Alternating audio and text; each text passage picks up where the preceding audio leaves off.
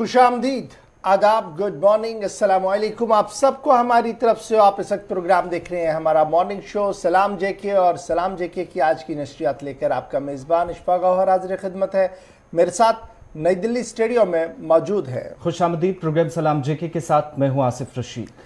सभी नाज़रीन, आज इस प्रोग्राम में आपके सामने जब हाजिर खिदमत हैं हम, तो कोशिश करेंगे कि आपको न सिर्फ मुल्क की सतह की कुछ खबरें बताएं, आलमी सतह पर बयानात सामने आए हैं वो ख़बर बताएंगे, पाकिस्तान की सियासी ख़बर जिसका असर जम्मू कश्मीर की सियासत के साथ आप देखेंगे उस पर गुफ्तगू करेंगे, और फिर जम्मू कश्मीर यूनियन टेरिटरी के अंदर क्या कुछ चल रहा है, पिछले 24 घंटों के दौरान क्या कुछ हुआ है, आज क्या कुछ मुतवक्को है, सियासी मंजरनामे पर क्या है, इक़्तिसादी मंजरनामे पर क्या है, और तरक्याती मंजरनामे का पहिया जो है वो तरक्याती मंजरनामा जो है जिसको चलाने की और दौड़ाने की कोशिशें हो रही हैं वो कितना चल रहा है, इस पर गुफ्तगू करेंगे। और अस्पताल का हाल कितना बेहाल है और क्या कुछ हो रहा है जम्मू और श्रीनगर की कहानी आपको ज़रूर आज के प्रोग्राम में हम दिखाएंगे। आप और हम टीवी पर बात करते रहेंगे, आप हमें सुनते रहेंगे, लेकिन हम आपको सुनेंगे 9:35 पर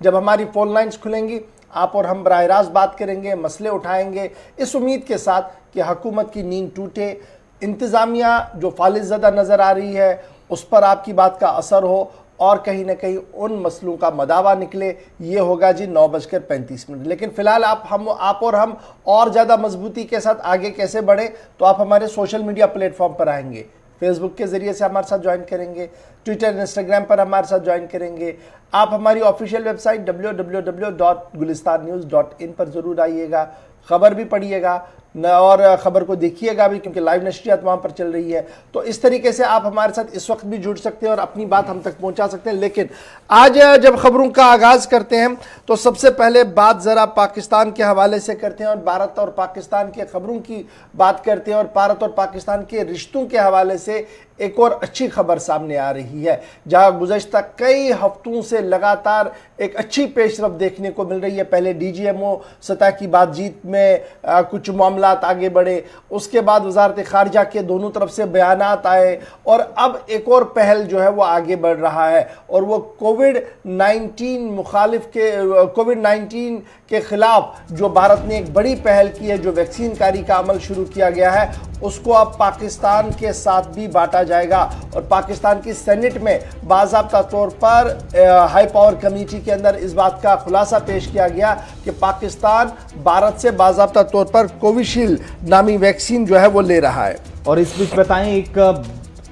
भारत और पाकिस्तान के दरमियान अहम पेशरफ्त इसी महीने में, जहां पर 16 मिलियन डोजेज 1.6 करोड़ जो कोविड वैक्सीन है, भारतीय टीका है, ये पाकिस्तान को मिलेगा। भारत की तरफ से तैयार किया गया और सीरम इंस्टीट्यूट ऑफ इंडिया की जानिब से मार्च के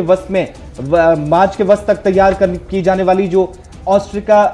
ऑस्ट्रियाजेनिका वैक्सीन है, इसकी पहली खेप पाकिस्तान के हवाले कर दी जाएगी। सप्लाई अब पाकिस्तान को भी होगी, यानी दुनिया के मुख्तलिफ ममालिक में यहां से वैक्सीन भेजी जा रही थी, लेकिन अब उन ममालिक की फहरिस्त में पाकिस्तान भी शामिल हो गया है। और गैवी के जरिए पाकिस्तान को 1,60,00,000 कोविड वैक्सीन डोज सप्लाई किए जाएंगे। और साफ बताया गया है कि भारत के सीरम इंस्टीट्यूट की तरफ से जो तैयार की गई वैक्सीन है, जिसके मजीद डोजेस तैयार किए जा रहे हैं, मार्च के वस्त तक ये पूरी सप्लाई पाकिस्तान को सौंप दी जाएगी। कोविशील्ड नामी वैक्सीन भी जो पाकिस्तान को मुफ्त दी जाएगी, और ये इसी वैक्सीन का हिस्सा होगी जिसमें पहली खेप के तहत 1.6 करोड़ जो है पाकिस्तान को डोज देने की तैयारी है। और बड़ी बात ये कि तकरीबन 4.5 महीनों के बाद जब भारत के अंदर तैयारी हुई थी कोविड वैक्सीन की, सबसे पहले भूटान वैक्सीन भेजी गई थी, तो 4 महीनों के बाद पाकिस्तान ऐसा पहला पड़ोसी मुल्क होगा जिसको ये वैक्सीन तकरीबन पहले 7 ममालिक में दी जाएगी। चलिए, बड़ी खबर हम आपको बता रहे हैं कि भारत और पाकिस्तान के बीच मजीद रिश्ते जो हैं वो बेहतर हो रहे हैं, और पाकिस्तान का ड्रग रेगुलेटरी अथॉरिटी यानी drug regulatory authority of Pakistan जो है वो उन्होंने ऑक्सफोर्ड एस्ट्राजेनेका जो है कोविड-19 का वैक्सीन उसे जनवरी के अंदर अप्रूवल दिया था। और उसके बाद जो ग्लोबल मैकेनिज़्म है इस वैक्सीन कारी के हवाले से, उस मैकेनिज़्म को इन्वॉल्व किया गया है, और बाज़ाब्ता तौर पर अब पाकिस्तान को भी इस ज़ुमरे में रखा गया है, जहां पर कोवैक्स फैसिलिटी के तहत जो है ये वैक्सीन जो है वो पाकिस्तान को मिलेंगे। वजारत ख़ारजा का रिकॉर्ड जो है वो ये बता रहा है कि 580.90 लाख डोजेज अभी तक पूरी दुनिया के अंदर जो है वो सप्लाई किए गए हैं, जिनमें 160 लाख से ज़्यादा डोजेज कोवैक्स के वो सप्लाई किया गया है और 77 लाख डोजेज जो है वो जैंट के तहत जो है वो सप्लाई किए गए। इसमें दो तरह की है, एक कमर्शियल सप्लाई होती है और एक ग्रांट इन एड दिया जाता है। और भारत की तरफ से लगातार ये कोशिश की गई है इस वैक्सीन कारी के अमल में, जिस मुल्क को कमर्शियल लाइंस पर दिया गया वहाँ पर ग्रांट इन एड के तहत भी ये वैक्सीन कारी का अमल जो है वो आगे बढ़ाया गया। और Bangladesh on the top of the list इस वक्त सामने है। जब आप वजारत खारजा की इस वेबसाइट को देखेंगे तो उसमें आपको पता लगेगा कि वैक्सीन कारी के अमल में 90 लाख डोजेज जो हैं वो बांग्लादेश को सबसे ज़्यादा दिए गए हैं और उसमें कमर्शियल भी है और नॉन कमर्शियल भी है। और बायलैटरल ट्रेड रुके हुए अगरचे काफ़ी वक्त हुआ, पुलवामा के बाद जब 2019 में भारत और पाकिस्तान के रिश्ते और ख़राब हुए उसके बाद बायलैटरल ट्रेड रुका है, लेकिन अब आहिस्ता आहिस्ता पटरी पर लौटती हुई अमन की गाड़ी दिख रही है। और यहीं कोविड के बहाने एक बार फिर दोनों मुल्क जो है वो एक साथ दिख रहे हैं और भारत की तरफ से जो कोवैक्स वैक्सीन बनाई जा रही है उसे, कोविशील्ड वैक्सीन बनाई जा रही है उसे बाज़ाब्ता तौर पर अब सप्लाई किया जाएगा पाकिस्तान को। और इस सिलसिले में पाकिस्तान की सेनेट के अंदर बाज़ाब्ता तौर पर इसका खुलासा पेश किया गया है और भारत ने इसकी तस्दीक भी की है। और सीरम इंस्टीट्यूट की तरफ से यह कहा गया है कि मार्च या अप्रैल के वस्त तक इस पूरी खेत को जो है, इस पूरे कंसाइनमेंट को जो है वो पाकिस्तान पहुंचाया जाएगा। तो खबर भारत और पाकिस्तान के हवाले से। अब बढ़ते हैं आगे अपनी एक और बड़ी खबर की ओर और बात करते हैं दूसरी सरहद की जो चीन के साथ लगी हुई है। भारत और चीन लद्दाख का मामला, जहां पर पिछले कई महीनों से दोनों फौजें आमने सामने हैं और पैंगोंग TSO के अंदर जहां फौजी इनखला हुआ था उसके बाद मुज़ाकरात का अमल जारी था और माना जा रहा था कि शायद मुज़ाकरात के बीच अब मुकम्मल फौजी इनखला दोनों तरफ से होगा। लेकिन इस बीच बड़ी खबर जो आई है वो US कमांडर की तरफ से सामने रखी गई है। एडमिरल फिलिप्स ने अपने जो इंडो पैसिफिक कमांड के जो हेड है US मिलिट्री के, उनकी तरफ से बयान जारी किया गया है और ये बयान उन्होंने अपने सेनेट के अंदर दिया है, जिसमें उन्होंने, एडमिरल फिलिप ने माना है कि भारत और चीन के बीच पुरकशीदा हालात इस वक्त भी मौजूद है और मुकम्मल तौर पर चीन की तरफ से इनखला नहीं किया गया है। ताहम जिस तरीके से भारत और पाकिस्तान के बीच रिश्ते बन रहे हैं मिलिट्री सप्लाई और मिलिट्री इक्विपमेंट्स को लेकर, उससे मजीद दोनों मुल्कों के बीच में मजीद रिश्ते मुस्तहकम हुए हैं। अमेरिका की तरफ से ऑनलाइन सैटेलाइट मैपिंग की गई है और इंटेलिजेंस गैदरिंग की गई है, वो सारी कुछ शेयर की गई है भारत के साथ। ये एडमिरल फिलिप्स एस डेविडसन का बयान है जो कमांडर है US military Indo Pacific command के, और उन्होंने लॉ मेकर्स के सामने ये बयान जो है वो दिया है कि कन्फ्लिक्ट जो है वो अभी भी बराबर है, क्योंकि चंद इलाकों के अंदर अभी भी फौज जो है वो आमने सामने है और सूरत हाल इंतहाई कशीदा है। चीन और भारत की फौजें लगातार मशावरत कर रही थी, ताहम पैंगोंग TSO के अंदर आगे मामला नहीं बढ़ा, यानी यहाँ तक मामला तो बढ़ा, वहाँ पर थोड़ा इनखला ज़रूर देखने को मिला। उसके बाद नेगोशिएशन पार्ट जो है वो हॉल्ट हो गया है, ये माना है एडमिरल फिलिप्स एस डेविडसन जो कमांडर है US मिलिट्री पैसिफिक के, और उनका मानना है कि सूरत हाल पुरतनाव अभी भी बनी हुई है। दोनों फौजें आमने सामने हैं और सूरत हाल कशीदा है। ताहम भारत के साथ और अमेरिका भारत ताल्लुकात जो है वो मज़ीद बेहतर हो रहे हैं और जितनी भी इंटेलिजेंस गैदरिंग और दीगर चीज़ें हैं वो भारत को दी जा रही है ताकि मुस्तहकम के साथ, मजबूती के साथ भारत वहाँ पर खड़ा रह सके। ये एडमिरल फिलिप एस डेविडसन का बयान है जो हमने आपके सामने रख दिया है।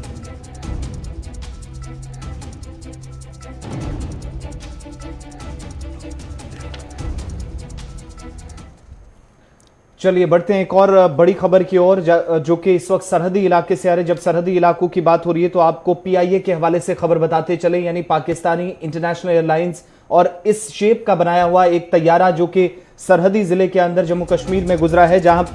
जहां पर पाकिस्तानी गुब्बारा जो कि कठुआ के सोत्राचक इलाके में हीरानगर सेक्टर है। बड़ी खबर इस वक्त आ रही है जहां पर देर शाम ये जरूर गिरा है लेकिन रात भर यहां सर्च ऑपरेशन भी होता रहा और पुलिस ने अपनी तहवील में लेकर हीरानगर के सरहदी इलाके में पाकिस्तानी गुबारा, जिसको तहवील में लेकर मजीद कार्रवाई शुरू कर दी गई है कि आखिर क्या वजह है कि इस गांव में जो सरहदी इलाका था, यहां गुबारा जिसकी शक्ल बनाई गई है पाकिस्तान इंटरनेशनल एयरलाइन, जो पाकिस्तान के मुसाफिर तैयारे हैं उसकी शक्ल से दी गई है, और यह हवा में उड़ता हुआ भारतीय हुदूद में आकर गिरा है। पाकिस्तान और भारत की सरहद के करीब लगने वाला सोत्राचक गांव, जो कि हीरानगर कठुआ के अंदर आता है, जहां पर यह गुबारा गिरा है, जिसके बाद पुलिस ने इसे तहवील में लेकर मजीद कार्रवाई शुरू कर दी है। हीरानगर सेक्टर से बड़ी खबर।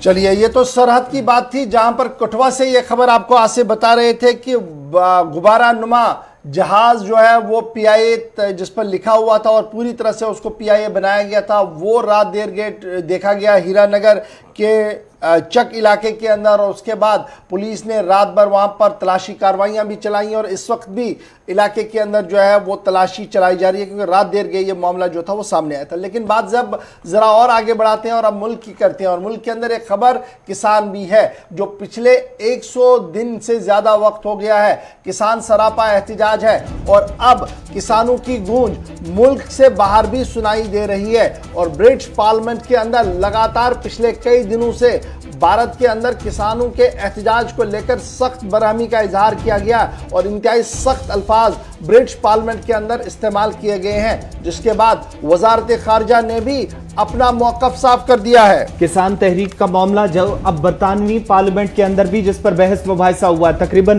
90 मिनट तक इस पर बातचीत हुई है, डिस्कशन हुआ है, लेकिन इन सब के बीच में किसानों का तहफ्फुज या फिर आजादाना सहाफत को लेकर भी बात की गई है। लेकिन बरतानवी हाई कमिश्नर को दिल्ली के अंदर इसी मामले पर तलब कर लिया गया है, क्योंकि भारत का इस कार्रवाई के बाद सख्त रद्दअमल सामने आया और भारत ने इस बहस मुबाहिसे को, इस कार्रवाई को एकतरफा और झूठ पर मबनी करार देते हुए कहा कि जो कुछ इस वक्त मुल्क के बाहर हो रहा है किसान मामले पर, किसान तहरीक को लेकर, वो बेमानी है, कोई भी उसका फायदा नहीं है। यहां पर यह भी आपको याद दिलाते चले कि बरतानिया के अंदर जब ऐवान में कार्रवाई शुरू हुई तो कंजर्वेटिव पार्टी की तरफ से भी मुखालफत की गई थी कि भारत का यह अंदरूनी मामला है, इस पर डिस्कशन नहीं होना चाहिए। इसके बावजूद भी 90 मिनट तक बहस मुबाहिसा हुआ और वो करारदाद, वो अर्जियां जो खासतौर से जो बरतानवी पार्लियामेंट के अंदर चली गई थी, जिन पर 1 लाख से ज्यादा लोगों के साइंस थे, दस्तखत किए गए थे और अवामी मुहिम थी जिस पर इसकी हिमायत करने या इसको बहस करने को लेकर सवाल पूछा गया था, उस पर अपनी बात, अपनी राय रखी गई थी अवाम की तरफ से। और बरतानिया की पार्लियामेंट के अंदर बहस मुबाहिसा हुआ, 90 मिनट तक जो कार्रवाई हुई उस पर मुख्तलिफ मामलात और भारत को लेकर सख्त अल्फाज का इस्तेमाल हुआ। लेकिन अब जवाब भी भारत की तरफ से सख्त रद्दअमल जो है सामने आया है, जिसमें झूठ पर मबनी इस बहस को करार देते हुए दूसरी तरफ दिल्ली के अंदर बरतानवी हाई कमिश्नर को तलब कर लिया गया है और बहस को एकतरफा भारत ने अपने एक बयान में जो वजारत खारजा की तरफ से जारी किया गया उसमें इस बहस को एकतरफा करार दिया है।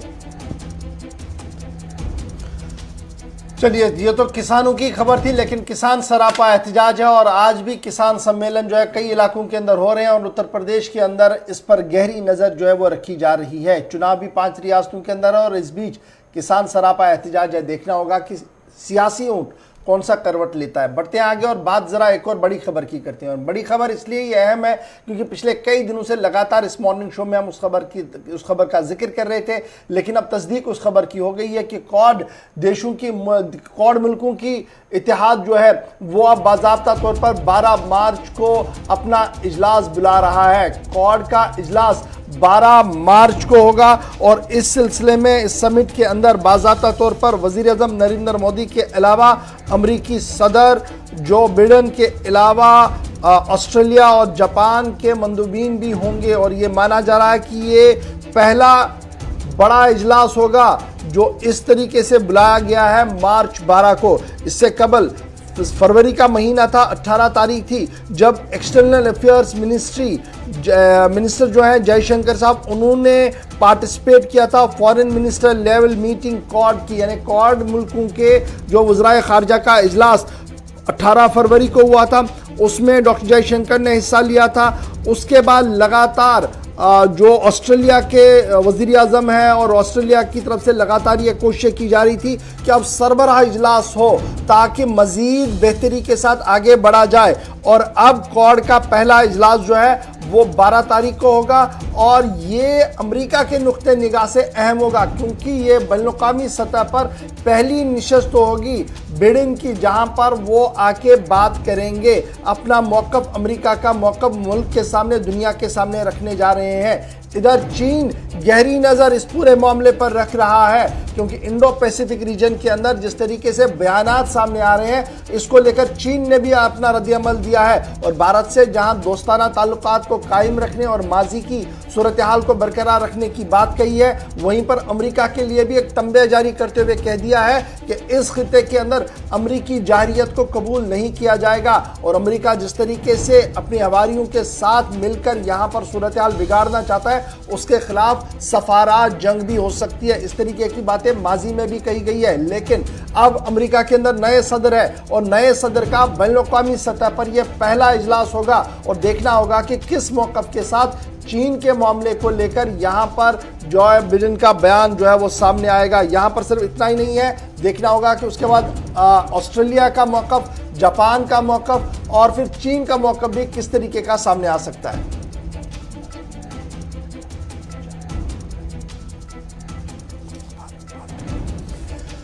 चलिए जी, ये तो बात थी जनाब क्वाड के देशों की। बढ़ते हैं आगे और बात करते हैं अब जरा अंदरूनी सलामती सूरत हाल के हवाले से। जब हम अंदरूनी सलामती सूरत हाल की बात करते हैं तो पूरे मुल्क को एक जाविये में आपको देखना पड़ेगा, एक एंगल में देखना पड़ेगा और यही बात है कि लोकसभा जो कि चल रहा है वहां पर मुख्तलिफ सवालात पूछे जा रहे हैं और एक सवाल के जवाब में न सिर्फ जम्मू कश्मीर के हवाले से वजारत दाखिला का बड़ा बयान सामने आया है बल्कि मुल्क के अंदर भी सलामती सूरत हाल किस तरीके की है बताया है जी कृष्ण रेड्डी ने। और इस बीच आपको बताते चलें जम्मू कश्मीर का मामला भी ऐवान के अंदर कल उठा। दफा 370 की मंसूखी के बाद मिलिटेंसी में कमी आई, सरकार की तरफ से ये साफ किया गया। दूसरा, जो जम्मू कश्मीर के अंदर ही नहीं बल्कि पूरे मुल्क के अंदर यूएपीए के तहत जो केसेस, यूएपीए के केसेस जिन लोगों पर रजिस्टर हुए थे उनमें ज्यादा इजाफा देखा गया। 72% तक मुल्क के अंदर यूएपीए के तहत लोगों को बुक किया गया या जिन लोगों पर यूएपीए के तहत मुकदमा दर्ज किया गया साल 2019 में। और इस बीच सरकार ने जम्मू कश्मीर के कुछ आदादोशुमार भी रखे, चूंकि सवाल सरकार से अब भी पूछा गया था कि जम्मू कश्मीर के कितने लोग अभी भी पीएसए के तहत हिरासत में हैं या इसके अलावा भी अगर हिरासत में है तो ऐवान के सामने जवाब दिया जाए। तो उसमें भी सरकार की तरफ से मिलिटेंसी से लेकर हिरासत तक के केसेस का जिक्र करते हुए तहरीरी जवाब में कहा कि पूरे मुल्क के अंदर जहां पर 1948 ऐसे लोग हैं, 1226 केसेस हैं जो रजिस्टर हुए पूरे साल के अंदर।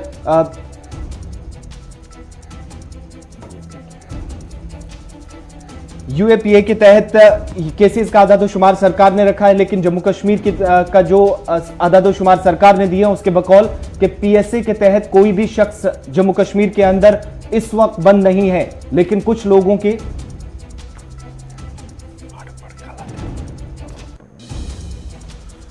बड़ी खबर हम आपको बता रहे हैं कि यूएपीए के हवाले से मरकजी वजारत दाखिला का डाटा सामने आया है जिसमें उनका मानना है कि यूएपीए के तहत साल 2019 से अब तक 72% का इजाफा हुआ, यानी 72% केसेस जो हैं वो बढ़े हैं। और इसी तरीके से एक साल के अंदर 1948 लोगों के खिलाफ केसेस जो है वो रजिस्टर गिरफ्तार हुए हैं और 1226 रजिस्टर केसेस मुल्क भर में हुए हैं यूएपीए के तहत। जब जम्मू कश्मीर की बारी आई तो साल 2020 का आंकड़ा भी पेश किया गया जिसमें कहा गया कि कुल मिलाकर 244 टेरर इंसिडेंट्स जो है वो रिकॉर्ड किए गए हैं, जिनमें 221 मिलिटेंट जो है वो साल 2020 के अंदर मारे गए हैं। Unlawful activities prevention act 2000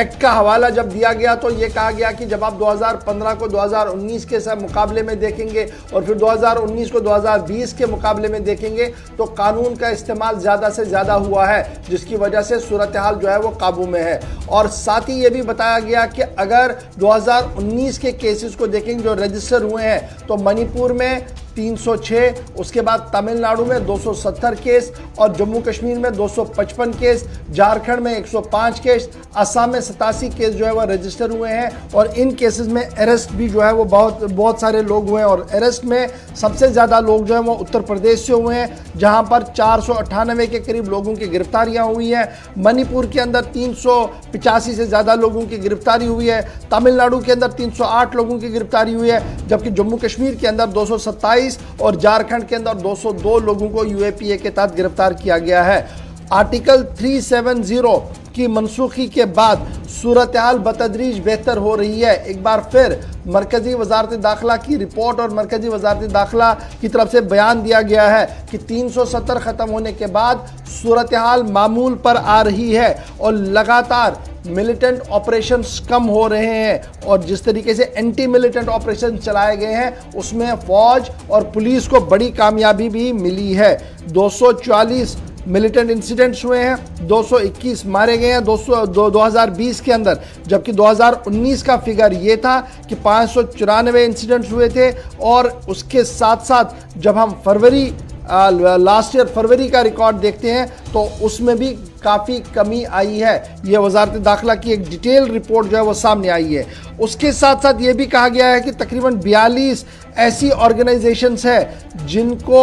UAPA की लिस्ट में रखकर पाबंदी आयद कर दी गई है मुल्क भर के अंदर, जिनमें जम्मू कश्मीर के अंदर भी बड़ी तंजीमों पर पाबंदी आयद की, जिनमें जमात इस्लामिया भी है और जम्मू कश्मीर लिबरेशन फ्रंट भी है। तो ये फहरिस्त भी कल सामने रखी गई है। उसके साथ साथ ये कहा गया कि ये जो फर्स्ट शेड्यूल के तहत यूएपीए के फर्स्ट शेड्यूल के तहत जिन्हें डिक्लेयर किया गया, जिन ऑर्गेनाइजेशन को डिक्लेयर किया गया टेरर ऑर्गेनाइजेशन, उनके असासों को मुंजमद किया जा रहा है, आधों को किया गया है। ताहम उन्हें पूरा मौका दिया गया था कि वो अपने माफी ज़मीर को बयान करें। जब वो नाकाम हुए उसके बाद उनके खिलाफ कार्रवाई जो है वो की गई। तो कुल मिलाकर लोकसभा के अंदर जो बयान जारी किया गया उसमें ये कहने का मकसद था कि जम्मू कश्मीर के जाविये से सूरत हाल पुरअमन है और मुल्क भर के अंदर जो मुल्क मुखालिफ सरगर्मियां हो रही हैं उनके खिलाफ भी बड़े पैमाने पर कार्रवाई की गई है और इसे किसी भी कीमत पर बर्दाश्त नहीं किया जाएगा कि मुल्क के अंदर मुल्क मुखालिफ कार्रवाइयाँ कोई करे और उनके खिलाफ कार्रवाई ना हो। तो कल एक बार फिर क्लियर कट मैसेज जो है वो वजारत दाखिला की तरफ से दिया गया। आज भी लोकसभा और राज्यसभा पर हमारी नजर रहेगी और क्या कुछ बड़ी खबर होगी आपको जरूर बताएंगे। अब जरा आते हैं अपनी बड़ी खबर की ओर और एक और बड़ी खबर सच्ची में ये है कि जम्मू कश्मीर सन 47 से पहले और सन 47 तक की जब आप जोग्राफिया को पढ़ेंगे और हमारे जो बहुत सारे नौजवान और नौनिहाल नौजवान है शायद उन्हें इस बात का इल्म भी नहीं होगा क्योंकि अब उतना ज़्यादा मुताला होता नहीं है, फ़ोन पर ज़्यादा लोग रहते हैं। तो आप याद रखिएगा कि जम्मू कश्मीर की बाउंड्रियाँ कहाँ कहाँ से थी। गिलगित बल्तिस्तान से लेकर आज़ाद कश्मीर की उन जिन्हें हम सो कॉल्ड आज़ाद कश्मीर कहते हैं उन इलाकों तक भी थी जो आज तक चीन के पास है। और यहाँ कहाँ तक थी, भारत के अंदर जो हदूद है वो कितनी थी वो आपके सामने है। लेकिन अब आहिस्ता आहिस्ता करके वो सारी चीज़ें बाइफरकेट हुई, कुछ गिफ्ट में दी गई, कुछ पर नाजायज़ कब्जे किए गए हैं पाकिस्तान की तरफ से जो कहा जा रहा है और कुछ पर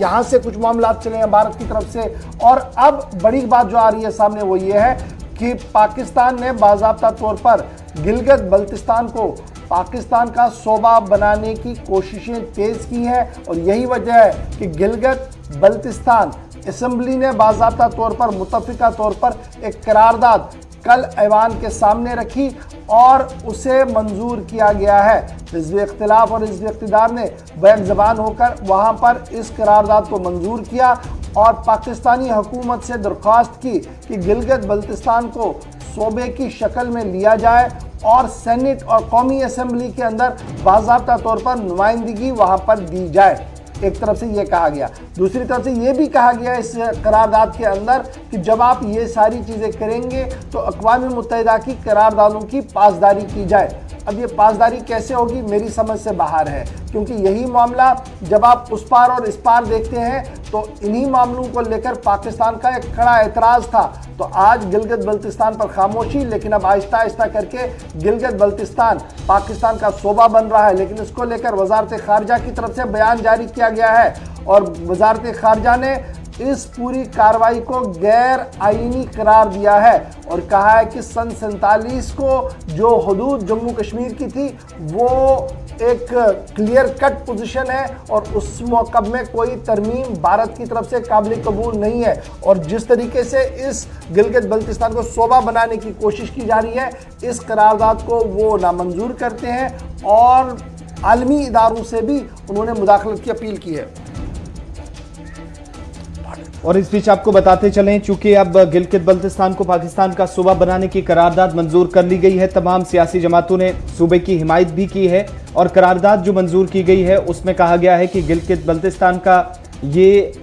जो ऐवान यानी जहां पर करारदाद मंजूर हुई है, अवाम की देरीना ख्वाहिश को मद्देनजर रखते हुए वफाकी हुकूमत, वज़ीर आज़म पाकिस्तान और दीगर रियासती इदारों के हुकाम बाला से पुरजोर मुतालबा करता है कि गिलगित बल्तिस्तान को सूबे का दर्जा देकर न सिर्फ कौमी असम्बली, सेनेट और जो दीगर वफाकी इदारे हैं यहाँ मुनासिब नुमाइंदगी दी जाए। और दूसरी बड़ी बात जो इशफाक जिक्र कर रहे थे कि सूबे का दर्जा देने के सिलसिले में आईन पाकिस्तान में मुनासिब तरमीम का बिल पार्लियामेंट से मंजूर कराया जाए, जो करारदाद में मुतालबा किया गया है, और इस बात का खास ख्याल रखा जाए कि इन तरमीम से अक़वाम मुत्तहिदा का जो कश्मीर का मामला है उन करारदादों को लेकर या जो पाकिस्तान का मौक़िफ़ है उसमें कोई तब्दीली ना हो, जिस पर भारत का सख्त रद्दअमल सामने आया है। और करारदाद में मजीद कहा गया है कि जो ऐवान के अंदर हुआ है, यानी जिस कार्रवाई पर सब ने हामी भरी है, पाकिस्तान भी इस बात का इरादा करता है गिलगित बल्तिस्तान को